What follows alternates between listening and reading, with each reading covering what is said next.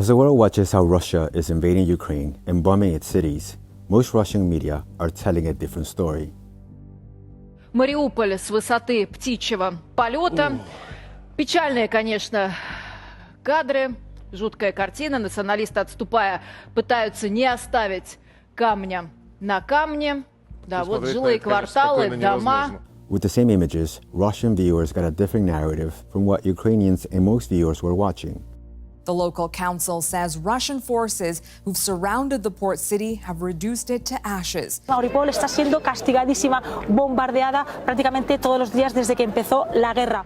So how is this war being perceived? Depends on who you ask. In the eyes of the West, Ukraine absolutely won. They've put out so many touching and horrible stories about what's been happening in the past month. But in Russia, very few people probably have seen those things. They might have seen it online, but then they were told that this is all fake news and this is just what the Ukrainian propaganda is spreading, and which is sort of exactly the same thing that in Ukraine is being told about Russian things. На днях очередная фейковая атака была предпринята в городе Буча Киевской области после того, как оттуда вышли российские военнослужащие в соответствии с планом. Why is there such a disconnect?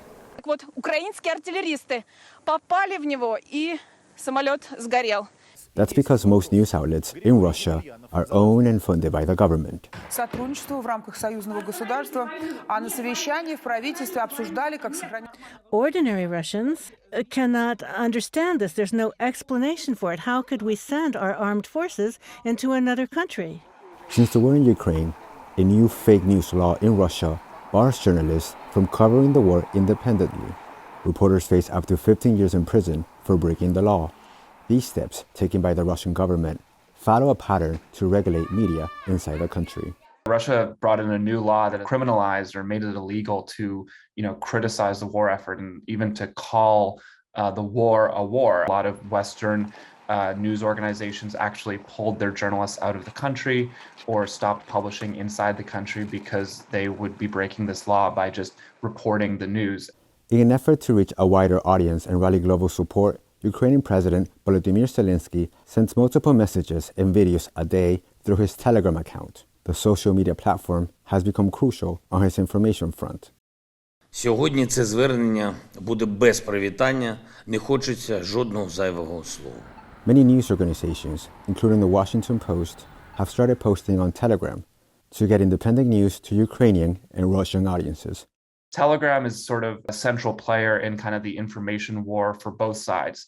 It is not blocked in Russia. It's a way for both the Russian state to get its message out, to send out its own propaganda, its own version of events, but also for those who are saying, oh, what Russia's doing is wrong. Russia is potentially committing human rights violations in Ukraine. They're also able to get that message out on Telegram.